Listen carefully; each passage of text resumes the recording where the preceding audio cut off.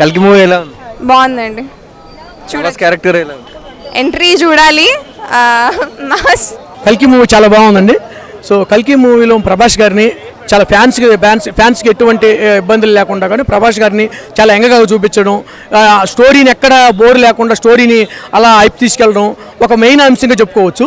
ఇప్పుడు లేటెస్ట్గా వచ్చిన ఫిలింలో మొత్తం కూడా ఇది కల్కి మన తెలుగు జెండా కానీ ఇండియన్ ఫిలింగా చెప్పుకోవడానికి ఒక చాలా గొప్పగా అనిపించింది. ఎందుకంటే ఇందులో ఇండియన్ ఫిలిం ఆర్టిస్టులు మొత్తం చేసి ఉన్నారు. అమితాబ్ బచ్చన్ గారు కానీ, తమిళ్లో కమల్ హాసన్ గారు కానీ, మొత్తం ఇండియన్ ఆర్టిస్టులు మొత్తం ఉన్నారు. సో ఇక్కడ ఏంటంటే ఇంకొక అంశంలో చెప్పుకోవాలి, ఇండియన్ మొత్తం రాజమౌళి గారు ఆస్కర్ దాకా తీసుకెళ్ళి మన ఇండియా ఫిలిం మొత్తం కూడా ప్రపంచానికి పరిచయం చేస్తే అశ్విన్ గారు ఇంగ్లీష్ వాళ్ళలో జెండా బాధ్యత అని చెప్పుకోవచ్చు. ఎందుకంటే జెండా బాధ్యత అని చెప్పుకోవచ్చు. ఎందుకంటే స్పైడర్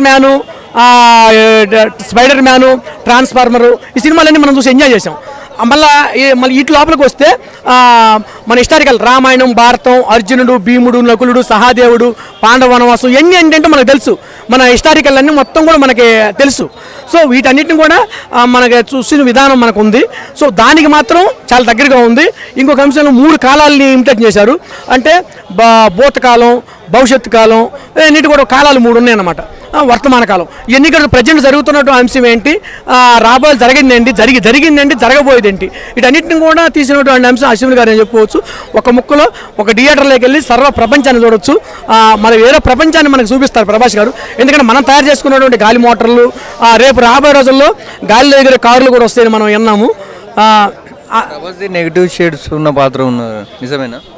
లేదు, నెగిటివ్ షేడ్స్ అని కాదు, కానీ ఎక్కువ పాత్ర మెయిన్ పెద్ద తరాగా అమితాబ్ బచ్చన్ గారిని పెద్ద తరాగా చూపించాలి కాబట్టి అమితాబ్ బచ్చన్ గారిని ఆ రేంజ్లో అసలు నాట్య చౌక్ అమితాబ్ బచ్చన్ గారి ఆ ఏజ్కి అసలు ఆ క్యారెక్టర్ చేయడం అంటే అమితాబ్ బచ్చన్ లేదా కమల్ హాసన్ గారిని ఆయన భూతకాలం అన్నమాట.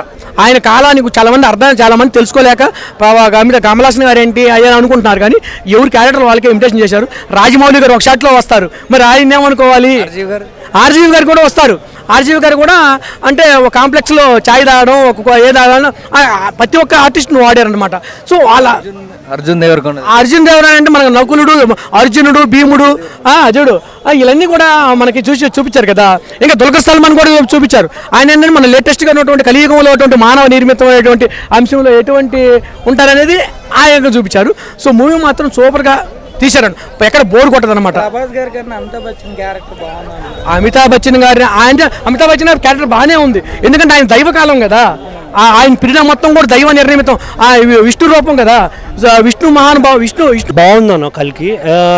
ఇది ఎలా చెప్పాలంటే బేసిక్గా చాలామంది కంపేర్ చేస్తున్నారు, బాహుబలిలా ఉందా, సలార్లా ఉందా, లేకుంటే ఇంక వేరే సినిమాలా ఉందా.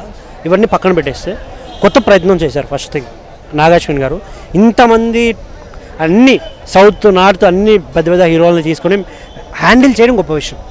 అమితాబ్ బచ్చన్ గారు, దీపిక అసలు ఎలా చెప్పాలంటే మీకు సౌత్ ఇండియాలో ఒక top hero equal to Deepika Padukone.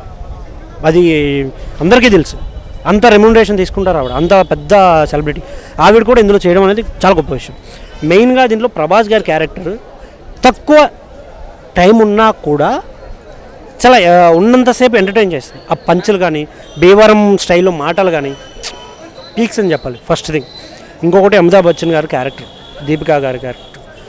నేను డిసప్పాయింట్ అయింది దేనికి మెయిన్గా అంటే కమల్ హాసన్ గారి క్యారెక్టర్ కోసం. ఆయన ఏంటంటే సెకండ్ పార్ట్కి లీడ్ తీసుకోవడానికి జస్ట్ కమల్ హాసన్ గారిని చూపించారు అనే ఫీల్ వచ్చేసింది నాకు పర్సనల్గా. ఇది మేబీ సినిమాకి రిలేటెడ్ కాకపోయినా నాకు పర్సనల్గా అనిపించింది. సో ఇంకా సినిమా విషయానికి వెళ్తే ఫస్ట్ స్టార్టింగ్ 10 minutes చింపేశాడని అసలు ఆ విజువల్స్ ఒక మంచి సినిమా చూస్తున్నామని ఫీల్ కలిగించేసాడు లోపల. తర్వాత కొంచెం స్లో డౌన్ అయినా కూడా అప్ డౌన్స్ లాగా ఇంటర్వల్ బ్యాంగ్, తర్వాత లాస్ట్ హాఫ్ అన్ అవర్ ఎగ్జాక్ట్గా హాఫ్ అన్ అవర్ ఉంటుంది. గూస్ బంప్స్ అన్న చాలామంది ఏంటంటే సినిమాని హైప్ ఇచ్చేసి స్లో డౌన్ చేసుకుని పడేస్తారు సినిమాని. బట్ ఈయన ఇలా అప్ డౌన్లా లాస్ట్కి బ్లాస్ట్ చేసేస్తాడు. ఆ 30 minutes సినిమాని హిట్ చేసేసి నిజంగా చెప్తున్నాను. ఆ 30 minutes లేకపోయి ఉంటే సినిమాలో నిజంగా ఫ్లాప్ అయిపోయారు. అంటే ఈ మధ్య ఏమవుతుందంటే ఆయన చేసే సినిమాల్లో సిమిలర్గా చాలా క్యారెక్టర్లు ఉండడం వల్ల ఆయన క్యారెక్టర్ కూడా అందులో ఒక పాత్ర అయిపోతుంది. ఇప్పుడు ఈయన హీరో, ఒకప్పుడు మన సినిమాల్లో హీరో అంటే 2.5 minutes సినిమా ఉంటే ఒక 15 minutes ఈజీగా హీరో ఉండేవాడు. బట్ ఇప్పుడు అలా లేదు. వాళ్ళకి ఈక్వల్ క్యారెక్టర్స్ అలా డివైడ్ చేసుకోవడం వల్ల అక్కడక్కడ ఉండాల్సి వస్తుంది. బట్ ఉన్నంతసేపు ఏం చేశారన్నదే మ్యాటర్. చాలా బాగా అనిపిస్తుంది. ఇదే థింగ్ సలార్లో కూడా జరిగింది. చాలా తక్కువ డ్యూరేషన్లో కనిపిస్తారు ప్రభాస్ గారు. బట్ ఆయన లాస్ట్ ఆ ఫైట్ సీన్ కావచ్చు, ఆస్కార్ అవార్డు వచ్చింది, దానికి ఆస్కార్ అవార్డు వచ్చే ఛాన్స్ కంపేర్ చేయకూడదన్న. దేనిది ఏ సినిమా స్ట్రెంత్ ఆస్కార్ అవార్డు వచ్చే ఛాన్స్ రావచ్చు, చెప్పలేం కదా. దీనిలో విజువల్స్కి వీటికి రావచ్చు, చెప్పలేం. ఎందుకంటే హాలీవుడ్ రేంజ్లో ఉన్నాయి. కలెక్షన్స్ దాటుతాయి, కలెక్షన్ దాటచ్చు అన్న, దాంట్లో ఏం లేదు. అంటే కానీ మోర్ ఎక్స్పెక్టేషన్స్ అయితే రీచ్ అవ్వదు, అదే కన్ఫర్మ్. ఎందుకంటే దేనికి రీచ్ అవ్వదంట అంటే అక్కడక్కడ కొన్ని సీన్స్ కొంచెం బోర్ కొట్టించే సీన్స్, అంటే ఐ మీన్ స్లో సీన్స్ ఉంటాయి అన్న. అది మేబీ కథ వల్ల అయి ఉండొచ్చు, సెకండ్ పార్ట్ లీడ్ తీసుకోవడం వల్ల. సెకండ్ పార్ట్ కూడా ఉంది కాబట్టి అలా జరిగి ఉండొచ్చు యాక్సిడెంటల్గా. బట్ ఓవరాల్గా చూసుకుంటే సినిమా బాగుంది. థియేటర్కి వెళ్ళేవాడు ప్రతి ఒక్కడు. దీనిలో ట్విస్ట్లు ఎక్స్పెక్టేషన్స్ పెట్టుకొని వచ్చారు, మీరు రీచ్ అయ్యారు అసలు. అన్న నేనైతే మైథాలజీ నాకు కొంచెం ఐడియా ఉంది, దాని రిలేటెడ్గా కొంచెం హైప్లో వెళ్ళాను. బట్ థియేటర్లో నేను ఒక 100%లో వస్తే ఒక 80% బెటర్ ఉన్నాను. మరి అట్లా తీసేసే లాంటి సినిమా అయితే కాదు. సినిమా అయితే ఓవరాల్గా బాగుంది. సో థియేటర్కి రండి, ఎంజాయ్ చేయండి. చాలామంది నెగిటివ్ స్ప్రెడ్ చేస్తున్నారు, నేను విన్నాను. ఏంటంటే ఆ సినిమా ఏం లేదంటరా, ఏదో బోర్ పడుతుందిరా. బట్ అలా అనిపించేవాడికి కూడా ఈ సినిమా పర్లేదురా అనే ఫీల్ వస్తుంది.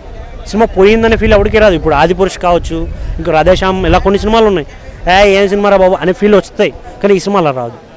ఓవరాల్గా బాగానే ఉందనే నా ఫీలింగ్. రేటింగ్ ఎంత ఇస్తారు ఫైనల్? అన్న 3 ఇవ్వచ్చు అన్న, 5కి 3 ఈజీగా ఇవ్వచ్చు. కలిసి వెళ్ళొచ్చా? పిల్లలతో కూడా వెళ్ళొచ్చు అన్న, ఎందుకంటే వాళ్ళు ఆ విజువల్స్ని ఎంజాయ్ చేస్తారు. సినిమా నాలెడ్జ్ ఉన్నోడికి ఖచ్చితంగా అనిపిస్తుంది అన్న, ఓకే వీళ్ళు కొత్త ప్రయత్నం చేశారు, ఇక్కడెక్కడ కొంచెం చేయడంలో చిన్న లోపాలు కనిపించాయి అనిపిస్తుంది తప్ప ఓవరాల్ చాలా బాగుంది.